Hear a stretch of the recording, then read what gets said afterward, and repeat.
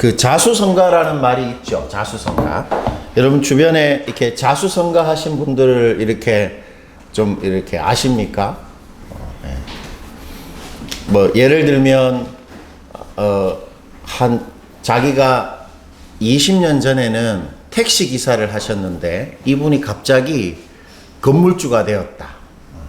이러면 한 20년 후에 그런 어떤 사람들을 볼 때 어떻게 그런 일을 하다가 참 건물주가 되셨을까? 자수성가 하셨네. 이런 우리가 이제 말을 하긴 하죠. 자수성가라는 말은 스스로자, 그 다음에 손수, 이룰성, 집가입니다. 그러니까 이렇게 뜻을 풀어보면 직역해보면 스스로 힘으로 집을 짓는 사람이죠. 여러분 요즘에도 뭐 어디 기농을 해서 스스로 막 집을 짓는 사람들을 보잖아요. 그거 대단하지 않습니까? 하여튼 이 자수성가라는 말은 요즘 말로 하면 흙수저로 태어났습니다. 흙수저로. 부모님이 좀 경제적으로 이렇게 넉넉하지 못했고, 그래서 자연스럽게 이 아이가 어떤 그 공부를 잘하는 그런 환경이 아니어서 공부도 못했어요. 그런 흙수저로 태어났지만 결국 뭐가 되는 사람? 금수저 같은 사람이 되는 사람. 그게 자수성가한 사람이라 할 수 있습니다. 이런 배경이나 조건이 참 열악한데도 불구하고 자수성가하는 사람들의 특징이 있다고 합니다. 자수성가하는 사람의 특징.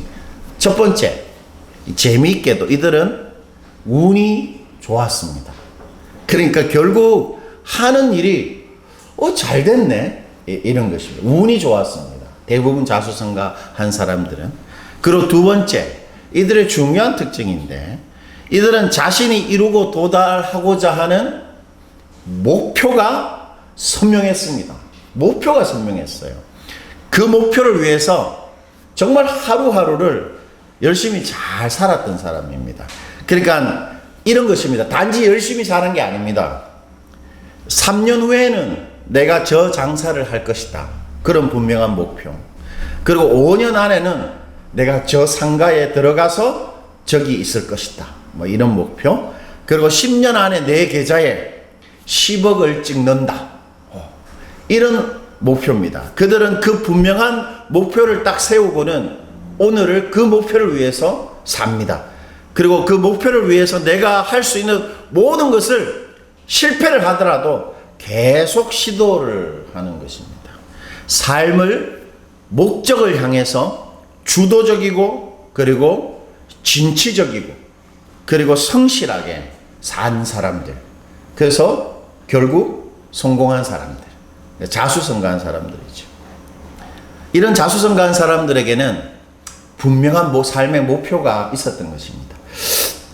여러분 우리가 이런 자수성가하는 사람들을 통해서 배울 점이 분명히 있죠. 뭘 배울 수 있겠습니까?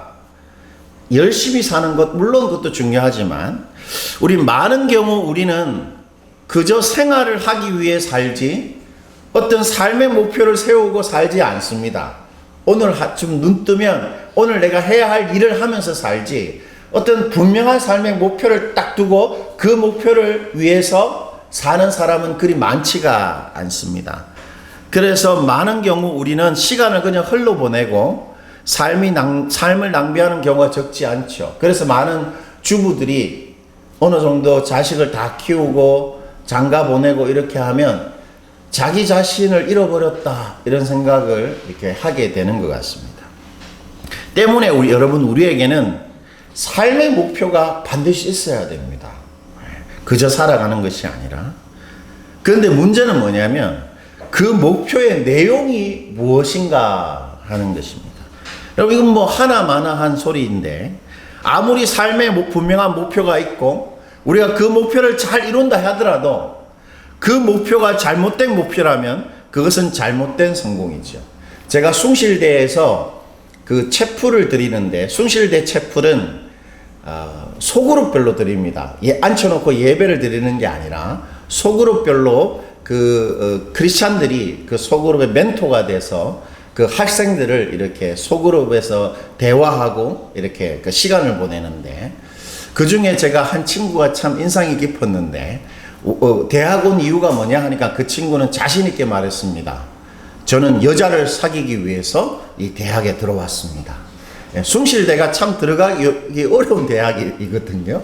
그 숭실대 들어간 이유는 여자를 사귀기 위해서. 그래서 제가 물어봤습니다. 한 학기가 지났는데 어떻게 좀 이렇게 성과가 있냐? 아직 못 찾았다. 이렇게 이야기했습니다. 그 친구의 분명한 목표는 여자를 사귀는 것입니다. 근데 제가 생각할 때 썩 좋은 목표가 아니죠. 그 목표를 이룬다고 해서 정말 삶이 성공을 할까? 의문입니다. 목표가 있대 그 목표가 선하고 유익하고 참된 목표여야 하죠. 여러분은 여러분 삶에 어떤 목표가 있습니까? 그냥 아이 잘 키우고 이런 거 말고 주부로서 목표, 분명한 어떤 목표가 있습니까? 여러분, 우리는 우리 삶에 어떤 목표를 가지고 있어야 될까요? 우리가 예수 믿는 사람으로서 하나님의 자녀로서 우리는 어떤 삶에 분명한 목표가 있어야 할까요? 하나님은 우리에게 우리 삶의 분명한 목표를 이미 우리한테 알려주셨습니다. 여러분, 여호수아 1장 8절에 그것이 잘 기록되어 있는데 우리 그러한 관점으로 이 구절을 한번 읽어볼게요. 이 율법책을 내 입에서 떠나지 말게 하며 주야로 그것을 묵상하여 그 안에 기록된 대로 다 지켜 행하라. 그리하면 내 길이 평탄하게 될 것이며 내가 형통하리라. 제일 마지막에 보니까 하나님이 무슨 표현을 쓰십니까? 네가 형통한다. 형통이라는 말은 옛날 말인데 요즘 말로 바꾸면 어떻게 바꿀 수 있을까요? 잘 된다, 성공한다. 요즘 우리 대학생들이 쓰는 잘 된다는 말은 주로 어떤 말입니까? 개탔네. 개탔네. 개자가 들어가는군요. 어쨌든 이 형통이라는 말은 성공한다는 것입니다. 그러니까 하나님은 우리 보고 너희가 이렇게 하면 너희 삶 성공하게 된다. 그렇게 말하고 있는 것입니다. 여러분 한번 생각해 보십시오. 진짜로. 하나님이 알려주시는 인생을 성공하는 비결. 우리가 유튜브에 보면 많은 성공에 대해서 성공학을 연구하는 학자들이나 성공한 사람들이 말을 하죠. 들어보면 도움이 됩니다. 그런데 하나님이 우리한테 삶을 성공하는 비결을 가르쳐 주시는 거죠. 진짜로. 그리고 여러분, 이 여호수아 1장 8절의 상황에서 이 형통이란, 성공이란 실제로 어떤 성공을 말할까요? 실제로 어떤 성공이냐면 이스라엘 백성이 가나안 땅의 모든 사람들하고 전투를 해서 어떻게 되는 거냐? 어떻게 된다는 말입니까? 백전백승한다는 말입니다. 그러니까 모든 전투에서 이기고 승리한다. 형통할 것이다. 이렇게 말하죠. 여러분, 우리는 전투를 해본 경험이 없잖아요. 그런데 우리 그 친구들하고 싸워본 경험 있죠. 싸울 때 우리 심장이 어떻게 됩니까? 막 콩닥콩닥 뛰면서 막 무섭잖아요. 싸우기 직전에. 여러분, 전쟁을 한다는 것은 사람이 실제적인 어떤 그 행동을 하는 것입니다. 가장 극렬하고 그리고 가장 실제적인 행동을 하는 게 전투를 하는 것이죠. 그러니까 하나님께서 지금 뭐라고 말씀하고 계시는 것이냐면 삶의 실제적인 현장에서 실제적으로 이길 수 있고 성공하는 길이 있다. 그렇게 우리한테 말씀하고 있는 것입니다. 그러니까 하나님은 우리가 우리 인생의 그 어떤 실제적인 삶의 어려움과 문제를 만나더라도 그게 사람들과의 갈등 문제이든 또 우리가 늘 경험하는 경제적인 문제이든 간에 어떤 실제적인 어려움과 문제를 만나더라도 그것들을 모두 이기고 그리고 우리 인생을 참으로 잘 되게 성공적으로 잘 살게 되는 삶의 목표가 너희들한테 있다. 그렇게 1장 8절을 통해서 말씀하고 있는 것입니다. 하나님은 우리가 그 삶의 목표를 위해서 하루하루 살면 누구라도 반드시 형통한다. 그렇게 약속하고 있는 것입니다. 그렇다면 하나님이 제시하시는 반드시 성공하는 우리 삶의 분명한 목표, 그게 뭔지 한번 볼까요? 그게 뭐냐면 바로 이 책입니다. 이 성경 말씀을 우리가 매일 묵상하고 지키는 것, 그것이 바로 하나님이 우리한테 주시는 우리 삶의 목표입니다. 목표. 여러분 다시 여호수아 1장 8절 한번 보시죠. 제가 한번 읽어볼게요. 이 율법책을 너의 입에서 떠나지 말게 하며 주야로 그것을 묵상하고 그 안에 기록된 대로 다 지켜 행하라. 뭐라고 말씀하십니까? 그리하면 내 길이 평탄하게 될 것이며 내가 형통하리라. 여러분 말씀 묵상입니다. 말씀 묵상. 이 말씀 묵상, 그것이 하나님께서 우리에게 알려주시는 우리 인생을 참으로 성공하는 우리 삶의 목표입니다. 준호 의원이 이 말을 들었을 때 솔깃하지 않지? 예, 이거 묵상하면 잘 된다. 하나님이 우리한테 그렇게 말씀하고 있는 것입니다. 우리에게는 하나님이 우리 인생에 주신 분명한 목표가 있는 것이죠. 우리가 그 목표를 위해 정말 하루하루를 정말로 살아본다면 우리 인생 반드시 형통하고 성공하는 잘 사는 인생이 되는 것입니다. 그리하면 너의 길, 너의 인생이 평탄하게 되고 네가 형통하리라. 이것이 우리 하나님의 우리 인생을 향한 엄숙한 약속입니다. 하나님 약속하시는 겁니다. 그리하면 네가 말씀 묵상하고 지키기만 하면 성공한다. 주로 의원 잘 들으세요. 말씀 묵상하면 성공하는 것입니다. 근데 매일 성경 책상에 놔둬도 안 읽잖아. 안 믿는 것이죠. 준호 의원이는 정말로 이 말씀을 하나님의 약속을 무시하는 것입니다. 쌩 까는 거죠. 하나님의 약속을. 근데 이것은 하나님의 약속입니다. 그렇다면 여러분 우리 생각할 수 있어요. 질문이 갑자기 의문이 생깁니다. 이 말씀 묵상과 이것을 지키는 게 도대체 뭐길래 실제적인 전투에서도 백전백승하고 하나님이 이렇게 말한 거예요. 곧 전투를 앞두고 있는 군대를 향해서 뭐라고 말하느냐면 정신 똑바로 차리고 목숨을 걸고 싸워라. 이순신 장군처럼 그렇게 말하지 않았어요. 생명에 기대지 말라 뭐 이런 말 하지 않았습니다. 하나님이 전투를 앞둔 백성들한테 하시는 말씀이 말씀 묵상하고 지키면 전투에서 이긴다 이렇게 말씀하셨어요.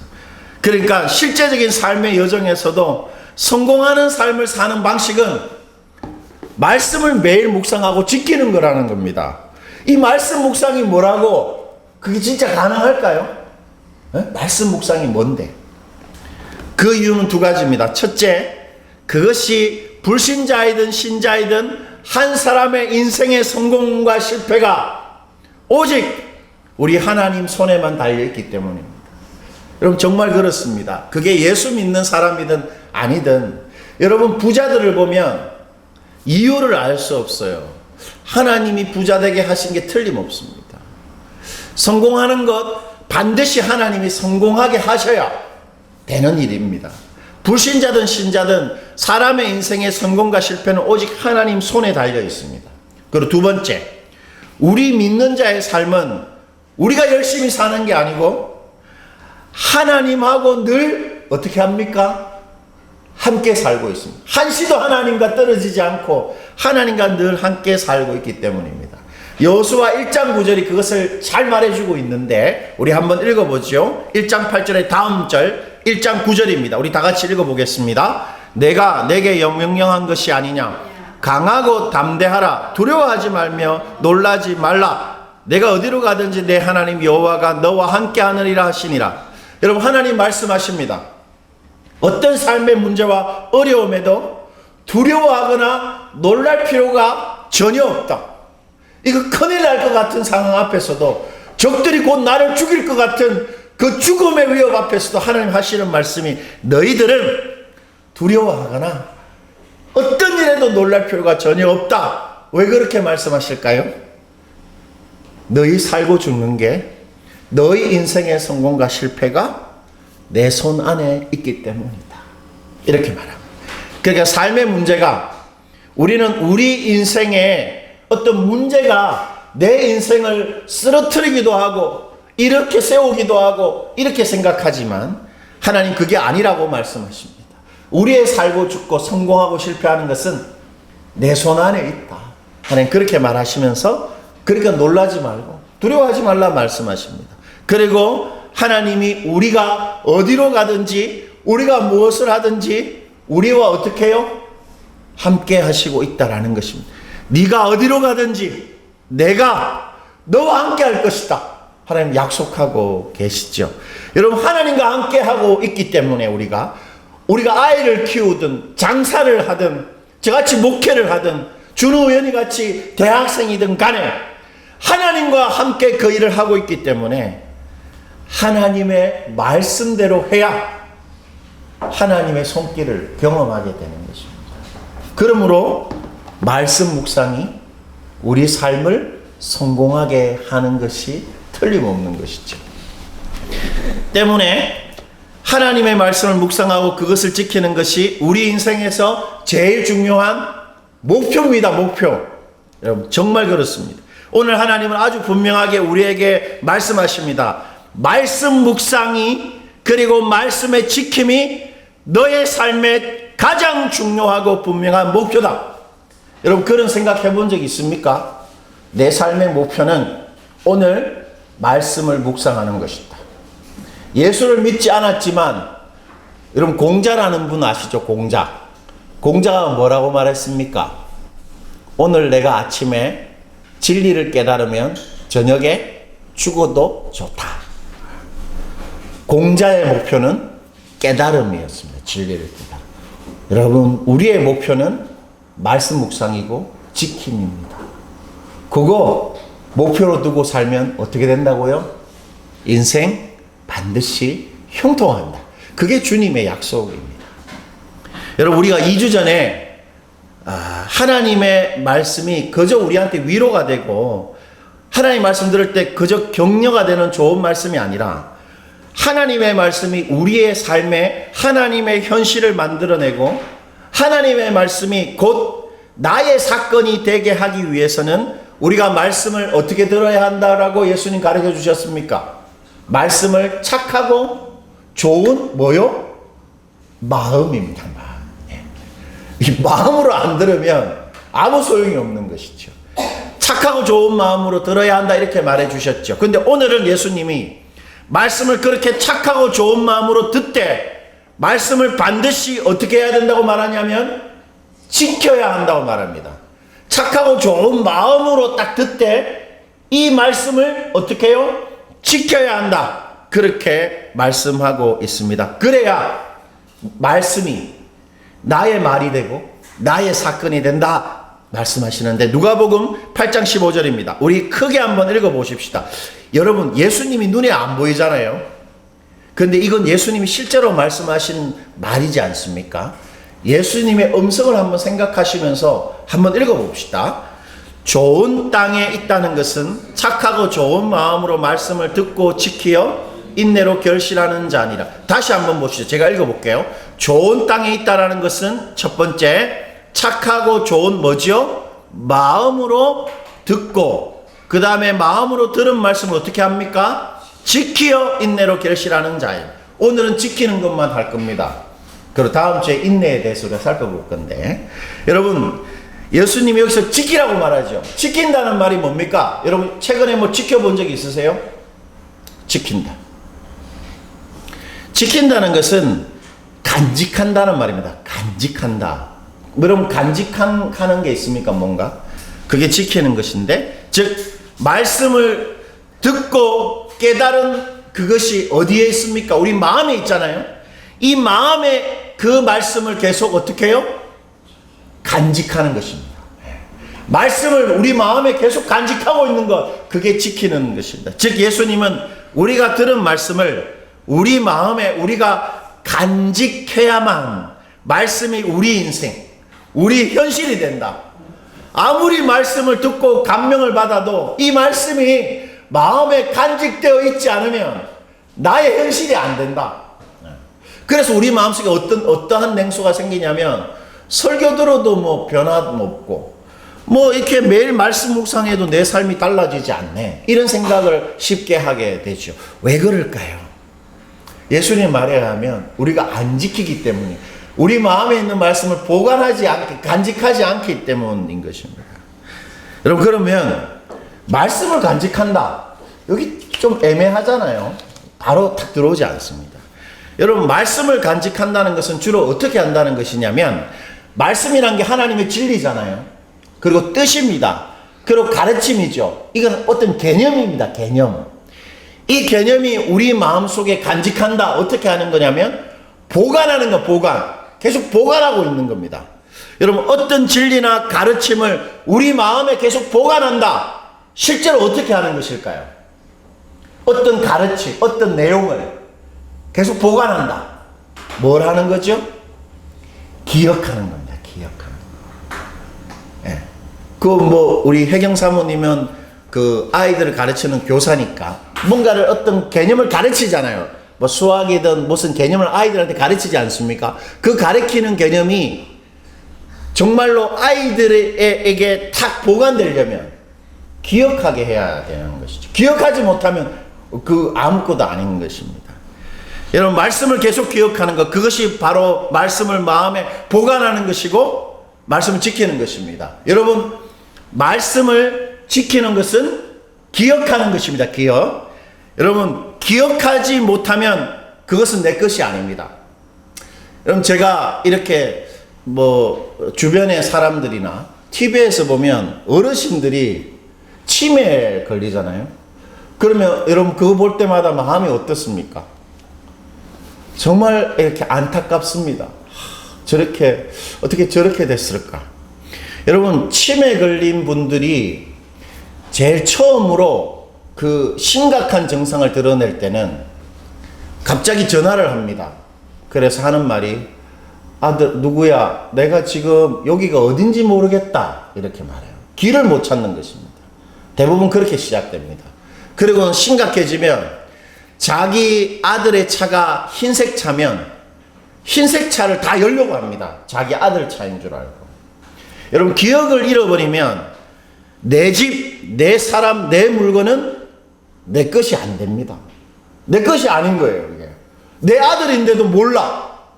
내 사람이 아닌 것입니다. 이거 내 물건인데, 내 집이고 내 차인데 기억 치매에 걸리면 내 집도 못 찾아가고 내 차도 못 찾는, 내게 안 되는 것입니다. 여러분, 수학 공식을 암기하지 않으면 절대로 문제를 풀 수 없죠. 내 문제가 아닌 거예요. 그거는 내가 풀 수 있는 문제가 아닙니다. 반드시 기억해야만 내 것이 됩니다. 기억하지 못하는 것은 결코 나의 것이 될 수 없죠. 우리가 말씀을 듣되 그 말씀을 지켜야 하는데 그것은 바로 기억하는 것입니다. 예수님 그걸 말하는 거예요. 여러분, 그렇게 우리가 말씀을 기억한다는 것은 두 방면으로 이루어집니다. 말씀을 기억한다. 첫째, 어떤 방면으로 말씀을 기억합니까? 우리 머리가 말씀을 기억하는 것이고, 또 하나가 있는데 말씀을 기억하는 게 뭐겠습니까? 우리 몸이 말씀을 기억하는 것입니다. 첫 번째, 우리 머리가 기억하는 것인데, 여러분, 말씀이 우리가 뭔가를 기억하려면 우리가 주로 하는 두 행동이 있죠. 어떤 행동입니까? 여러분, 학창 시절에 영어 단어를 암기할 때, 특히 우리 미나 자매 같이 암기를 엄청 했을 거 아니에요. 시험, 공무원 준비하면서. 그때 우리 주로 어떻게 하죠? 영어 단어를 암기하면? 연습장에 그 단어를 쓰죠? 그리고 몇 번 씁니까? 미나 안 그랬다고. 대단한데. 쓰고, 반복합니다. 반복해요. 누구나 대부분 미나 자매를 제외하고는 대부분 그렇게 반복합니다. 써요, 연습장에. 그리고 반복합니다. 그래야 나에게 됩니다. 애워지는 거죠. 여러분, 기록하고 반복해야 됩니다. 그래야 기억할 수 있습니다. 기록한다는 것은 그 개념이나 내용을 가시화시키고 형상화시키는 거죠. 말이 좀 어렵습니까? 이런 것입니다. 여러분, 유명한 영화인데, 영화 메멘토를 보면 주인공이 단기 기억 상실증에 걸려요. 그런데 자신의 아내를 죽인 범인을 찾아다니고 복수하기 위해서 어떻게 하냐면 몸에 문신을 새깁니다. 범인의 그 신상을 새겨요. 백인이고 이름이 존이다. 이런 식으로. 그리고 10분 후에 기억을 잃어버리기 때문에 계속 즉석 카메라를 들고 찍습니다. 요즘 핸드폰을 찍겠는데 그때는 즉석 카메라를 찍고 계속 보관하는 거예요. 기록하는 것입니다. 왜냐하면 기록이 기억을 되살려주기 때문이죠. 개념과 내용은 들으면 대부분 휘발됩니다. 사라져요. 사라집니다. 그러나 기록은 그 내용을 딱 정형화시켜서 기억나게 하는 것입니다. 그래서 하나님이 말씀을 구전되게 하지 않고 기록되게 하신 것이죠. 때문에 우리가 말씀을 읽고 들었을 때 우리의 단어와 우리의 언어로 그 내용과 깨달음을 기록해야 합니다. 그것이 말씀을 지키는 시작입니다. 왜냐하면 기억나지 않는 말씀은 내 것이 아니기 때문이죠. 여러분 묵상하고 설교 듣고 뭐 그 시간이 아니더라도 이렇게 기록합니까? 예. 여러분의 암기력이 대단하면 모르겠는데 만약 그렇지 않다면 기록하는 것은 지키는 나의 가장 근본적인 태도, 시작이라 할 수 있습니다. 두 번째는 기록하되 반복하는 겁니다. 우리가 어떤 내용과 뜻을 기억해서 그것이 나의 것이 되게 하기 위해서는 반드시 반복해야 됩니다. 반복 안 하면 절대로 기억하지 못하는 거죠. 여러분 제가 중학생 때 저희 삼촌이 유도 선수였고 유도관을 운영하셨기 때문에 제가 중학생 때 유도를 배웠습니다. 여러분 유도를 하러 가면 제일 처음에 뭘 시키는 줄 아세요? 낙법을 시킵니다. 낙법. 바로 뭐 업어치기가 안 가르치고 낙법, 정방낙법, 후방낙법, 좌우측방, 이게 이 세 가지 낙법이 있습니다. 그래서 가장 많이 하는 것은 좌우측방입니다. 좌우측방. 이렇게 탁, 이렇게 탁. 그러니까 몸이 이렇게 업어치기를 할 때 이렇게 높은 데서 떨어지잖아요. 그때 바닥에 떨어졌을 때 사람이 다치지 않고 바닥에 딱 떨어지는 방법이 낙법인데 이렇게 탁 해서 안전하게 탁 바닥에 떨어지는 것을 계속 반복해서 합니다. 그래서 그 낙법을 하루에 100개씩 막 이렇게 하고 그렇게 합니다. 제가 그렇게 이제 낙법을 계속 배우고 있었는데 하루는 제가 학교 교감 선생님 올라가는 그 뭐라 그러죠? 조회할 때. 하여튼 그 높은 데서, 아니 1m 되는 데서 뒤로 뒷걸음치다가 떨어졌어요.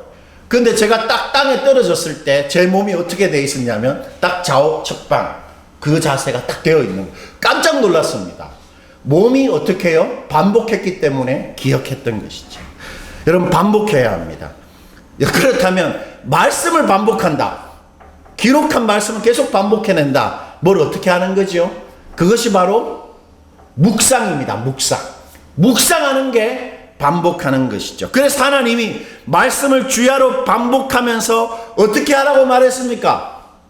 묵상하라고 말했습니다. 그냥 읽으라는 표현을 써도 되는데 묵상하라고 말했습니다. 복 있는 사람은 오직 여호와의 율법을 주야로 어떻게 해요? 묵상하는 자로다. 이렇게 말하셨습니다. 하나님은 말씀을 반드시 묵상해야 한다. 그래야 그 말씀이 내 것이 된다. 묵상해야만 기억하게 된다. 그렇게 말하고 계십니다. 자, 그렇다면 말씀을 묵상한다는 것은 자연스럽게 세 가지 단계가 있습니다. 이런 갈수록 좀 복잡해지는데 어렵지 않습니다. 제가 짧게 한번 해볼게요. 말씀을 반복하는 묵상의 방식은 자연스럽게 세 가지로 될 수 있는데, 첫째는 그 들은 말씀의 내용과 깨달음을 계속 생각하는 겁니다. 말씀을 읽고 계속 생각하는 것입니다. 우리 생각을 잘 안 하려 그래요. 한번 읽고는 뭐 이세벨이 죽었는데 나랑 무슨 상관이 있지? 죽었구나 이 악한 여자가. 이렇게 하고 말죠. 생각해야 하는 것입니다. 여러분 음식이 내 몸에 들어와서 내 힘과 영양분이 되기 위해서 우리가 우리 입에서 그 음식을 어떻게 합니까? 씹습니다. 씹어 먹죠. 마찬가지로 말씀이 나의 것, 내 속에 딱 들어와 나의 힘이 되기 위해서 우리가 말씀을 어떻게 해야 되냐면 씹어야 합니다. 그게 씹는 게 뭐죠? 생각하는 것입니다. 계속 생각해야 묵상할 수 있습니다. 계속 반복하는. 두 번째 단계는 그 말씀이 나의 지금과 어떤 관계가 있고 나의 지금 현실의 문제에 어떤 의미가 있는지를 고민하고 나의 현실을 지금 이 말씀으로 쳐다보는 것입니다. 그래서 재해석하고 말씀의 시각으로 나의 현실을 딱 규정하고 그리고 바라봅니다. 왜요? 나의 현실은 하나님의 말씀이 딱 통제하고 다스릴 수 있기 때문입니다. 그래야 말씀이 나의 것, 나의 현실, 나의 이야기가 되는 것입니다. 그 세 번째 단계는 그 첫 번째와 두 번째 단계의 묵상을 가지고 하나님하고 대화하는 것입니다. 기도하는 것입니다. 말씀을 통해 내 상황을 내가 어떻게 다시 하나님의 관점으로 이해했는지 아랩니다. 하나님, 오늘 말씀을 보면서 나의 이 상황이 말씀에 비추어 보니까 이렇군요라고 하나님한테 아랩니다. 그리고 말씀대로 내 삶에 하나님 행동해 주시고 내 삶에 이루어 주십사 청원하고 소망하는 것입니다. 최근에 열왕기하 말씀 우리가 계속 묵상하고 있지 않습니까? 여러분, 구약 성경에 그 유명한 악녀 아합의 부인 이세벨이 죽습니다. 예후라는 사람이 그 창을 향해서 저 악한 여자를 죽일 사람이 없느냐 하니까 하인들이 이세벨을 창 밖으로 집어 던져버립니다.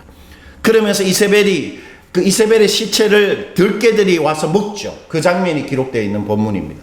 그것을 읽을 때 저는 이렇게 생각했습니다. 이 말씀이 나에게 무슨 상관이 있을까? 이세벨이 죽은 것하고 나한테 무슨 상관이 있을까? 그랬더니 이런 생각이 들었습니다.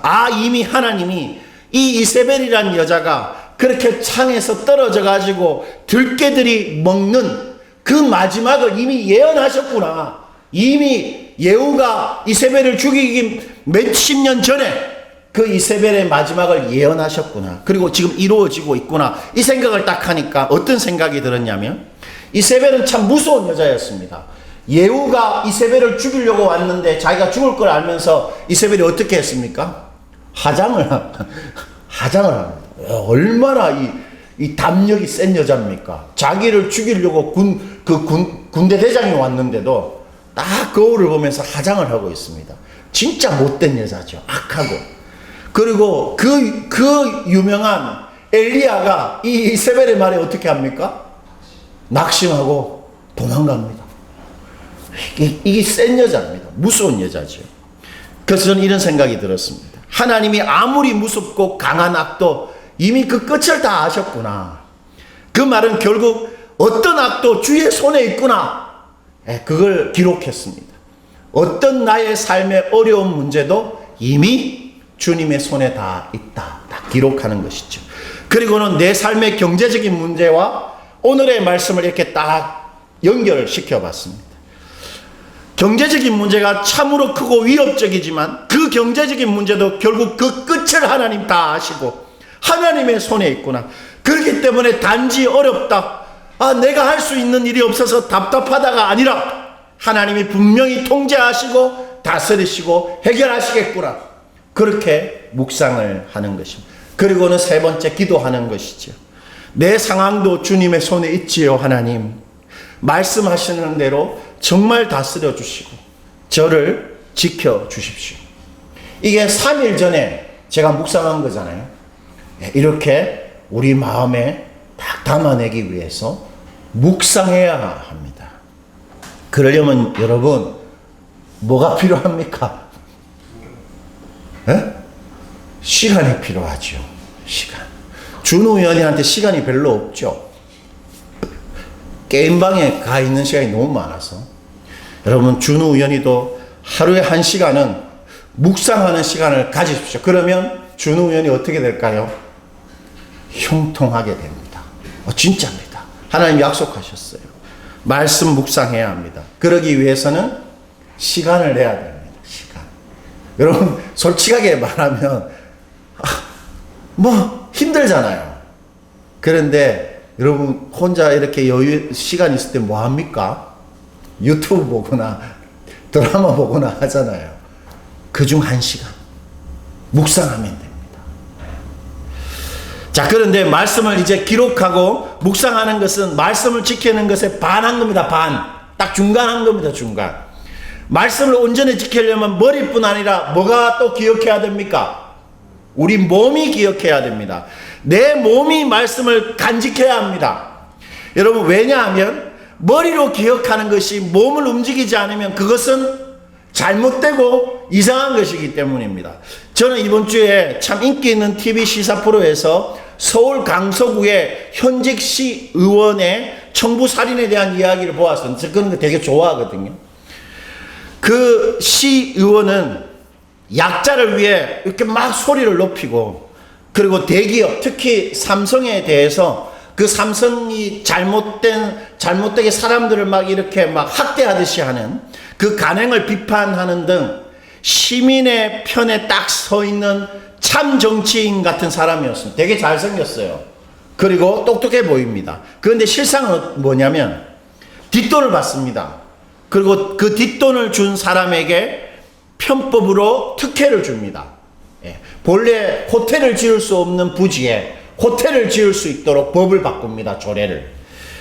그리고 특혜를 준 사람하고 관계가 틀어지자 자신의 정치적 생명의 위협을 느끼니까 자신의 친구를 이용해 그 사람을 도끼로 청부살인합니다. 그거 보면서 사람들 앞에서는 참 좋은 말 하는데 뒤에서는 그렇게 하는 거 보면서 저 참 나쁘고 악한 사람이라는 생각이 들었죠. 여러분, 그 사람이 생각하는 것, 그리고 그 사람이 하는 말이 그 사람의 행동과 일치하지 않을 때 우리는 그 사람을 나쁜 사람, 악한 사람, 잘못된 사람이라고 생각합니다. 마찬가지로 우리가 머리로 기억한 말씀이 우리 몸을 움직이지 못한다면, 즉 말씀대로 우리가 살지 못하고 말씀대로 우리가 행동하지 못한다면 그 말씀은 나한테 무익할 뿐 아니라 무엇보다 하나님께 무익한 말씀이, 무익한 것이 됩니다. 여러분, 하나님은 그 불일치, 마음에 간직한 말씀이 몸을 움직이지 못하는 그 불일치가 얼마나 무의미한지 이렇게 말씀하시는데, 우리 마태복음 7장 21절 우리 읽고 마무리할게요. 우리 한번 읽어보시겠습니다. 나더러 주여 주여 하는 자마다 다 천국에 들어갈 것이 아니요 다만 하늘에 계신 내 아버지 뜻대로 행하는 자라야 들어가리라. 하나님은 머리로 기억한 말씀을 몸으로 살아내지 못하는 사람은 내 사람이 아니다, 이렇게 말합니다. 그 천국 가는 사람이 아니다, 나의 사람이 아니다 말씀하시는 것입니다. 우리가 몸으로 말씀을 기억하고 말씀을 우리 몸으로 행할 때라야 참으로 우리가 말씀을 지키는 하나님의 사람이 된다는 말인 것입니다. 그렇다면 마지막으로 말씀을 몸으로 간직하는 것, 말씀을 실제로 행하는 것은 무엇을 어떻게 하는 것일까요? 우리 마음에 보관된 이 말씀이 우리 몸을 움직이려면, 우리 삶에 실제적인 힘을 가지려면 어떻게 해야 될까요? 여러분, 제가 설교 처음에 인용한 여호수아 본문에서 하나님이 율법을 주야로 묵상하면, 그리고 그것을 지키면 반드시 어떤 적이라도 전부 이기고 형통, 승리할 거라고 말씀하셨죠. 그 말씀을 하신 후에 첫 번째 전투가 뭡니까? 첫 번째 전투, 바로 여리고성 전투죠. 여러분, 그때 여리고성과 싸우기 전에 하나님이 싸움의 방법을 가르쳐 주셨죠. 어떻게 하라고 하셨습니까? 성을 7일 동안 한 바퀴씩 돌고 마지막 7일 때는 몇 번 돌으라 그랬죠? 7바퀴를 돌라 하셨습니다. 그러면 어떻게 된다고요? 승리하게 될 것이라고 말씀하셨습니다. 여러분, 이스라엘 백성들이 하나님의 말씀대로 몸을 움직이고 하나님의 말씀대로 자신의 그 하루를 살아가려고 했다면 뭘 감당해야 했습니까?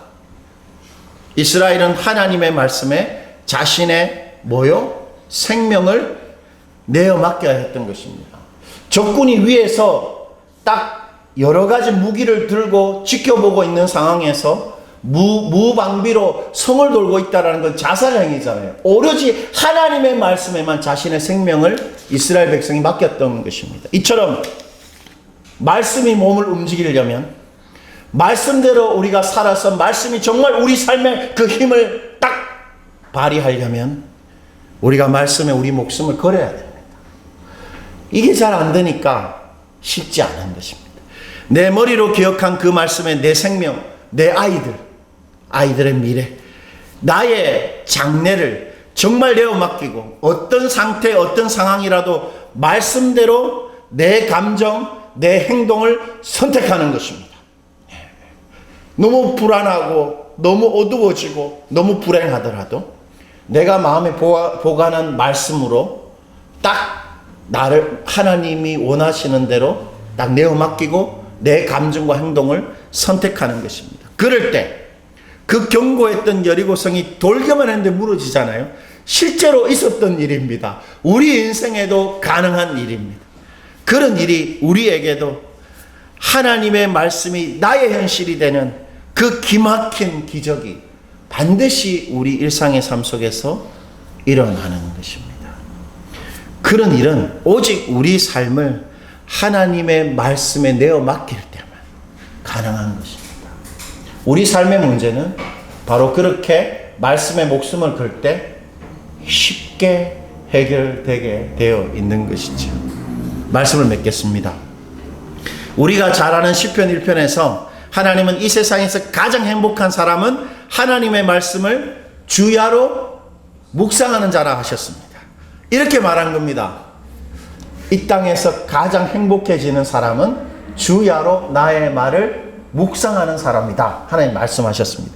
여러분, 주야로 묵상한다. 이게 뭡니까 이게? 하루 종일 묵상만 한다는 말이 절대로 아닙니다. 주야로 묵상한다는 말은 이런 뜻입니다. 말씀 묵상을 내 인생에, 내 하루에 제일 중요한 목표로 여기고 산다라는 말입니다. 하나님은 아주 분명하게 말씀 묵상을 우리 인생의 제일 중요한 목표로 우리한테 주셨습니다.